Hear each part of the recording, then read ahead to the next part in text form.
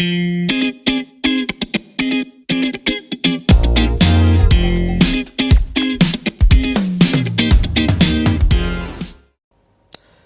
New Year! This is one of the first shows for this year in 2020. I've hoped you guys had a good long break. Joining us for this evening is one of the individuals that will actually examine and look into what is good for us and what might be challenging for us in the year ahead. In the studio I have with me Teng Chee Wai, the MD or the Managing Director of Affin Hwang Asset Management. Teng, again, thanks for taking the time having a chat with us. I've been trying to get hold of you for the entire of last year. I'm glad that you're in for the first show that we are having for this year. Let's start with 2019. What is the good, the bad and ugly of last year before we jump into the good things of this year? Thank you for having me for this event. For 2019, yes, probably one of the things that I would say will be volatility.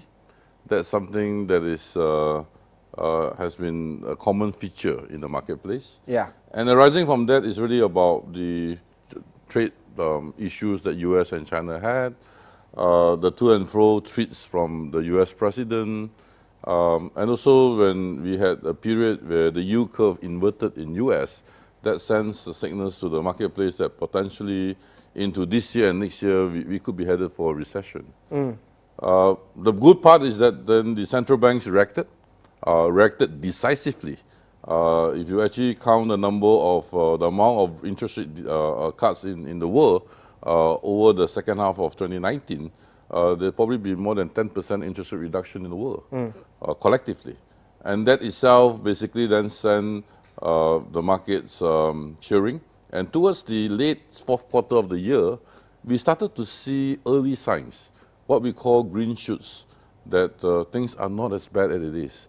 There were early signs of recovery, and markets started then to recover from the decline you had in the earlier quarters.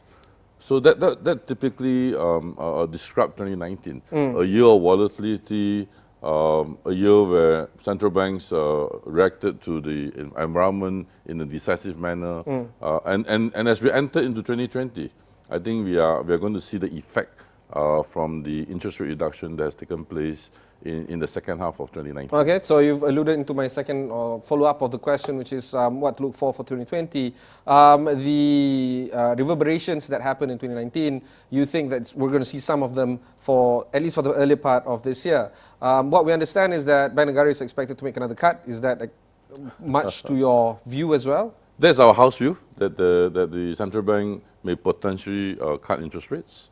However, if I look at the environment, that seems to have a little bit more stability, I would not be surprised that the central bank may again decide that to wait for a little bit more before cutting rates. One thing that we can associate you with, Teng, is of course the equities market. You are an old hand at this particular game. KLCI is the lowest market out there. We know that when benchmarked against ourselves against previous years, when benchmark ourselves against the same year against our peers, all the other markers, we are really bad for 2019 equities. But there are small caps that have been doing extremely well, 300%, 400% growth. These are penny stocks and many others. What's the dichotomy here? Should we focus more on the small caps for 2020 moving forward? I think if you take a step back and look at Malaysian markets, I think what is missing, has been missing over the years, have been earnings. I think it's clear that the corporates Malaysian has continued to suffer or fail to deliver consistent earnings growth, and that's why you look at our market, it has been derated over a period of time. And we also have a period after the election, the general election, where there is handover of responsibility to new leaders in the pension funds, and clearly the expected market support that we had thought would take place in 2019 did not happen. But right. I mean, institutional reforms are in place. There shouldn't be any problems into how they do their investments moving forward just because there's a change of CEO. I think generally the expectation is that they are reassessing their strategies, readjusting to new strategies that they may want to implement. I think that's why we may have seen some changes in the way the asset allocation has That's taken what I place. say. The chief investment officer of EPF is on the way out as well. So is there going to be changes He, to he, how has, they he invest? has retired, and I think if you look at the institutions like EPF and the likes of it, I think they are guided by a certain set of asset allocation, and a lot of these decisions are pretty long-term in nature. Tan Sri Zeti and the new MD or president of PNB, Jalil, have come out together on separate occasions saying that 2020 is going to be a little bit different from them. They're going to move away from investing locally. They're going to aggressively look into investing overseas, predominantly the US. Do you think that this is a good move for them? I think if you learn from lessons of the past, that's probably the best, right? You Yes. look at EPF.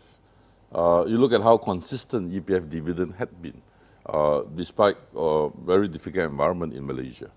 And I think that arises because they decided years ago to diversify, having some exposure into different markets, different assets, and that helped to stabilize their return over time.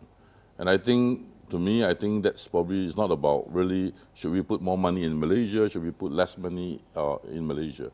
The question is, over time, how do we deploy this money to get a sustainable returns? You know what's bizarre? These investment managers keep on saying this to the retail investor, but they themselves never practice it. That's just bizarre for me. It is a process, I think. I mean, if you look at ourselves, we also had took time to learn from the process of diversifying beyond Malaysian shore. And I think all these are just moves that eventually will have to take place, given the size of our capital market and the size of the pension funds that we had. Clearly, the pension funds have grown much bigger than where our capital market is. And so you would see them diversify. I'm talking now about the pension funds, both QAP and EPF. Do you think that they're going to diversify even more in overseas market? I think they have done a fair bit. Yeah. On margin, you may see them increasing it further. But I think the likes of the PNBs and of this, they're just in that beginning stage of diversifying. Okay, plenty of things to speak about, but we'll take a short break before we gather our senses again with our conversation with Teng. Don't go anywhere.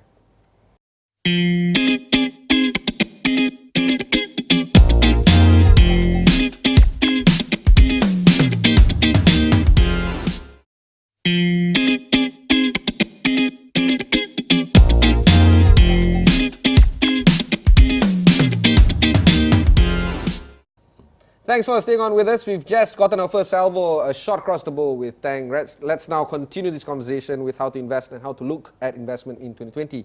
Teng, the conversation that I want to have with you clearly is on what would retail investors think about moving forward. Retail investors, people like you, people like me, and the little money that we have to spare, to spend. Right now, because of your day job, you look at investment all the while, every time for the past few decades. Other people out there that watching this show, they have other stuff to do. Do you think that it's good for them to just, think about ETFs, robo-advisors, stash away their cash? Or should they really think about actively getting themselves learning about some of the businesses that they can invest in and not look for the quick buck, instead just putting their money in the long run? I think as a whole, investments is a full-time job. If you don't have the time, then my suggestion to them is really about diversification. It's about using, whether it's about stash away or certain platforms, or whether the underlying is using ETF or funds. It's up to them.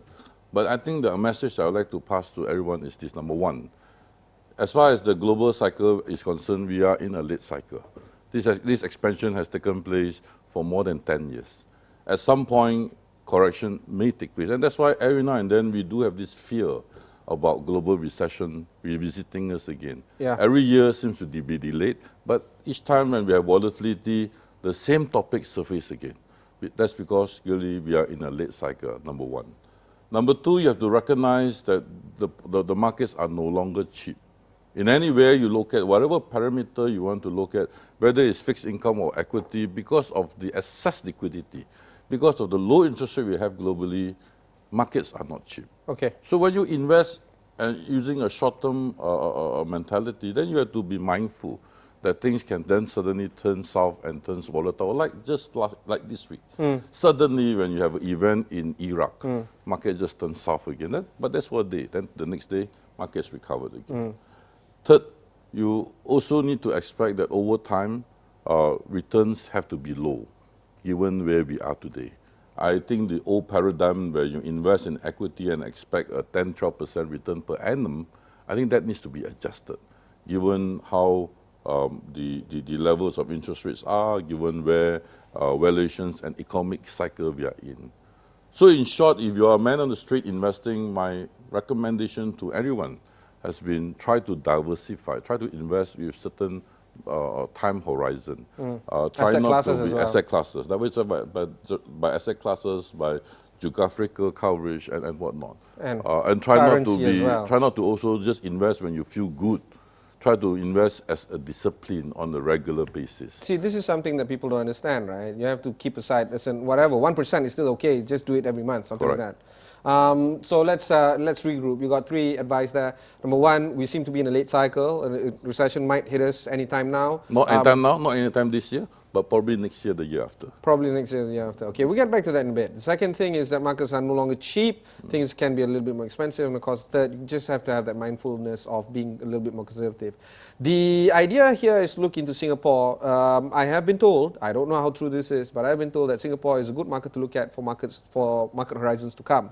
And right now, last year, 2019, Singapore has recently published the numbers as of late last week, meaning first week of January, that the economy grew only 0.7% last year. This is signs of recession. This is a sign of everything that is not good for us to come. How should we consume this information that Singapore is growing at 7%? How does that make us feel? I think Singapore, you must bear in mind, it is an open economy. It is very exposed to global cycles. And if you look at Singapore economic data, as far as it's concerned, it just reflects the slowdown that we had experienced in the first half of last year. And as I said, when you look at the data in the second half of last year, there are early signs that things are turning around the corner. So when you look at investments, you shouldn't look at it from a rear mirror perspective. You always should look forward, and that's how market behaves. And if you look at the early signs, there are clear signs that the economic growth into the second quarter of this year should show some strength. And that's what the market is pricing at the moment. And that's why you look at all the markets, especially the US and developed markets, they are all-time high. If we are entering to a recession, the markets will not behave in this manner. Yeah. Clearly, the markets are all indicating that come later part of this year, the economic activities would normalize given the low interest rate environment. But I think we are not again going to revisit 2017 environment, where we have seen one of the best period in the last decade, where there was a synchronized recovery globally and everyone benefited from it. And with the dollar weakening, it further spewed the effect on the emerging market. We're not going to see that. But at least we are going to see a decent equity environment, barring geopolitical risk into the first half of this year. I'm so sorry, but geopolitical risk has to be front and center. I mean, Trump just blew off General Sulaiman off the ground, and crude Brent went up 4% on the same day. That's been going up and up since. We know that the US bases in the Gulf states are now big target areas for Iran. Iran has already announced that they're going to not scale back on their uranium munition program. Plenty of things going on in the Middle East, and things are not letting up here as well. We have geopolitical issues happening here as well. Domestically, there's always an issue of succession. People like you, investors, might not want to have an open-ended succession plan. We're looking for a closed date program here. That seems to be not happening. Dr. Mahdi seems to be kicking the can down the road, with shifting, dates. It seems that geopolitical risk is the big topic of the day. It is going to be the big topic of the day, and it's going to be the big topic over the next 10 years, or at least during the period if Trump continues to be the president of America. And I think that's something as investors you must be able to digest. And if you cannot digest geopolitical risk in your investment, then my suggestion is please don't invest too much, because that's something that you have to live with, you have to price it. And that's why you diversify your asset base. You diversify not everything to equity, but some of it into fixed income. Yeah. So that when the periods of this geopolitical risk arises, you notice fixed income rally. I just had a bond manager coming in during the Christmas period. He says that nobody wants to look at fixed income. He doesn't know why. It's not sexy. Why not think about it, right? That's because fixed income predominantly has been a market for the institution. Yeah, not for the retailers. For typically retailers, they've never really get involved in fixed income. It's not sexy. Yeah. It's stable.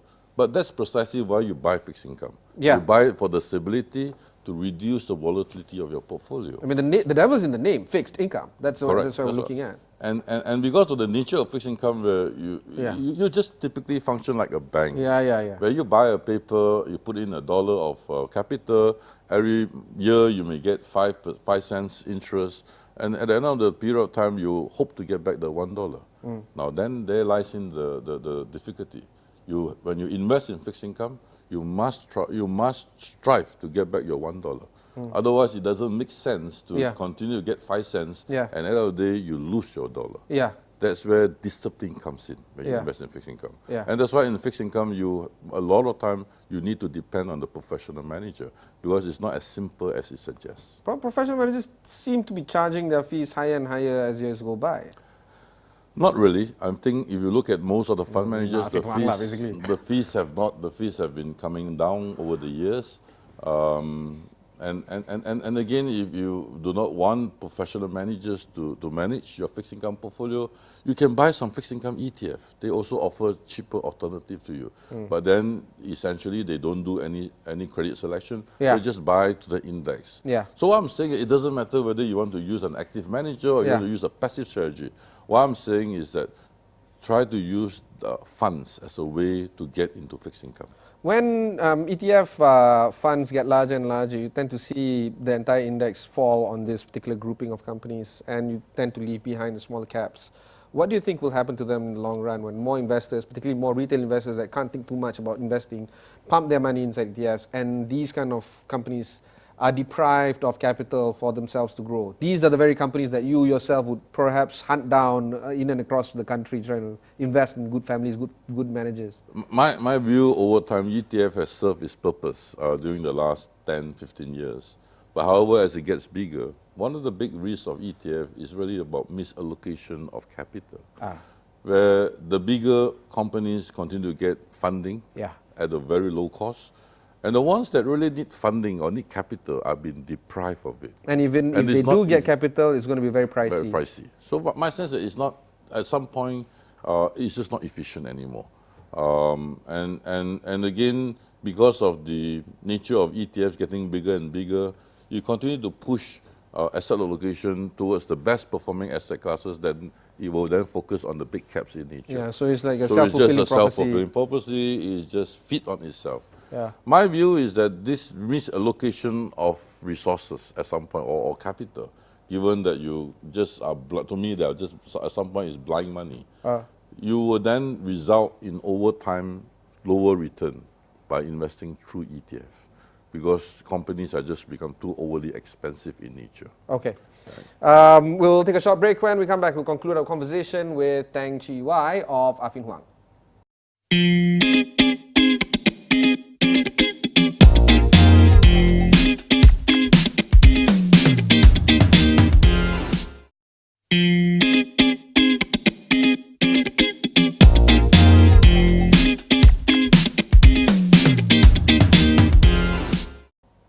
Thanks for staying on with us. I am with Teng Chee Wai of Affin Hwang. Teng, you're mentioning about the sustainability of corporate Malaysia giving, I guess, more stable income over the past few years. And that has been a big problem for some of Malaysian corporates. However, there are some industries that have been, I guess, fairly stable. One of them is banking sector. They have been fairly stable in giving returns. The ROEs are quite sizable, as well as the growth that they are experiencing, particularly on their balance sheet. But that's just for banking. Oil and gas seems to be going through a very, very rough ride right now. Construction is also, there's mixed bags there, and many other sectors as well. Why do you think this is the case? People are saying that, this is because there's a change of government. Is it as simple as that? What is the story behind corporate Malaysia going through a very weird phase right now? I think if you break down Malaysia to the key sectors, some sectors are affected by global issues. For instance, the banks. I think the banks generally, if you look at the valuation of banks globally, there hasn't been it's not expensive. You look at HSBC as a valuation. It trades at 0.9 price to book. It pays you 60% dividend. It trades at PE of 9 times. Of course, they all suffer from one thing. They have issue getting top line growth, revenue. At the same time, cost base has been rising, and ROEs have been dropping. Yeah. So I think banks into this cycle may see some reversal of fortune, given that I expect as we move into the year, the yield curve should steepen a bit more compared to where they are. And we know the periods when the yield curve invert, the banks are probably losing money. They will find it tough to make money on the inverted curve. But on the steepening curve, the banks generally should have better profitability. And the banks have been all busy cutting costs over the years, and I think if we do have a period where revenue starts to recover a bit more better, then you will see it drop to the bottom line, given that they are addressing their cost base. That's why the three CEOs, the banking CEOs that have come on this show, they say it's easier to manage cost than to grow profit or revenue. Yep. And with that, they're tightening their cost-income ratio, many other markers right there. But surely this is not a long-term. It's not a long-term solution. Yeah. At some point, economic cycle would turn up. At some point, the slowness that we see now in the economic cycle will, everything is cyclical in nature, right? So we are going through this period where the economic growth seems to be very slow.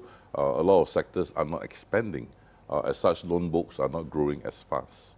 And this is very typical of a cycle. If you look at oil and gas, yes, they went through a very rough patch in the last 4 or 5 years, but they are now going through a much better period where charter rates seems to be rising, activities seem to be rising. A lot more tender for jobs are available at the moment. And that's why you see some of the oil and gas companies that have a much better balance sheet, that we have seen the stock price performing relatively better because reflecting the higher oil price translating into more exploration or production activities at the moment. And O&M companies like Cyberdynamics is there as well. Oh, Cyberdynamics are into maintenance. We have seen Dayang and likes of it. They are all done well. Profits are coming back for them. And Bumi Ada also will benefit at some point, right? Yeah. So my point oil and gas is that really with oil prices at 70, we are starting to see activities, and that's critical. I mean, I've looked at charter rates or some of the assets, they're all up about 20% up to now. Okay. So it will eventually translate into earnings as we move into this year. Plantation is benefiting from the higher CPO price, now today at 3,000. And I think that will be a sector that we have been having good exposure.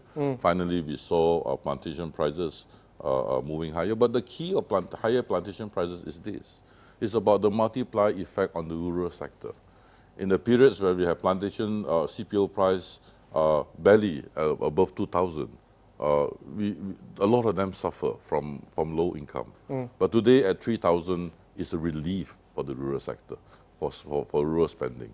And my sense is that if the prices continue to persist, it will be good for countries like Malaysia and Indonesia.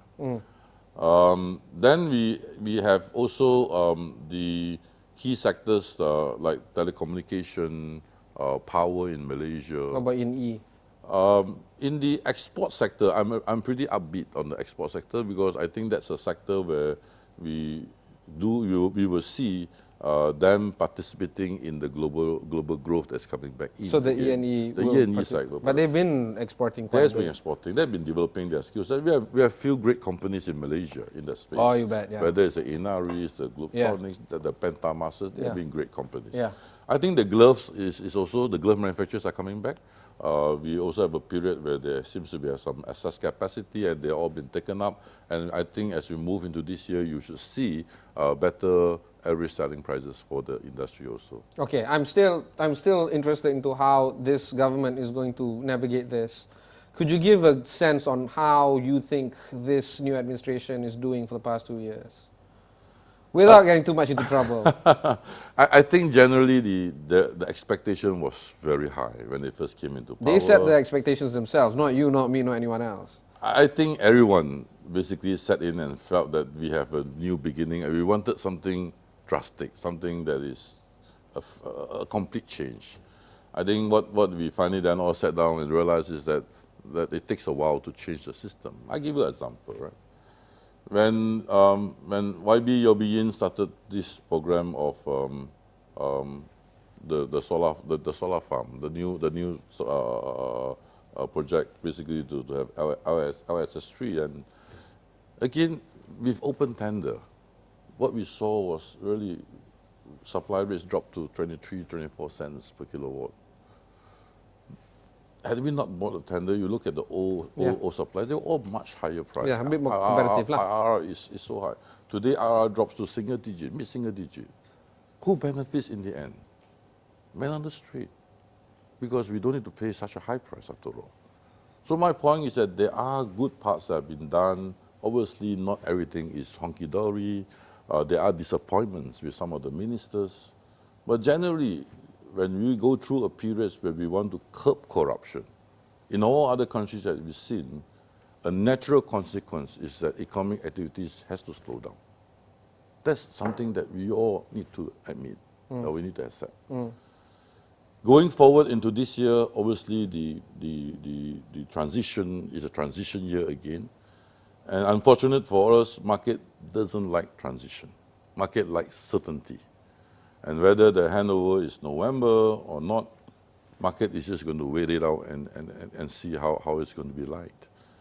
But what is unfortunate is that the focus on the media, focus on a lot of things are just on politics. We hardly focus on economics, we hardly focus on policy matters. And I think that to me is very unfortunate. I hope people should focus less on politics. Okay. Quick word before we leave the show. Should Malaysians be a little bit more optimistic for 2020? Or they can continue with the doom and gloom and be depressed? I feel that a lot of the negative are well priced. Okay. Right? I mean, I don't think today, if I speak of anything that's negative, that people are not aware of. No, it's not new. It's not new. Yeah. And I like to believe the markets are also smart. The market can price negatives quite easily. So I think I look to 2020 with some optimism that today, if it takes the government to do a little bit more, and people will be happy. Compared to 2 years ago, whatever they do, it doesn't seem to satisfy the population. Today it had come to a point, if the government were to take on certain initiatives to start back the economy, whether it's about B40 putting in resources to help them, the people will be happy because they have been starved for 1 year. Okay, hopefully. That was my conversation with Teng Chee Wai, the Managing Director of Affin Hwang Asset Management. Let's get you on every Monday now and become an in-house commentator because the conversation is really riveting. If you've missed any part of this interview, just head on to AstroAwani.com, look for Notepad, you can find the interviews there. You can also listen to this interview on your podcast as well as watch this interview on your mobile devices. Just download the freshly launched Astro AWANI app, wherever you get the application from. Until then, thanks very much for watching and Happy New Year, and have a fantastic year ahead.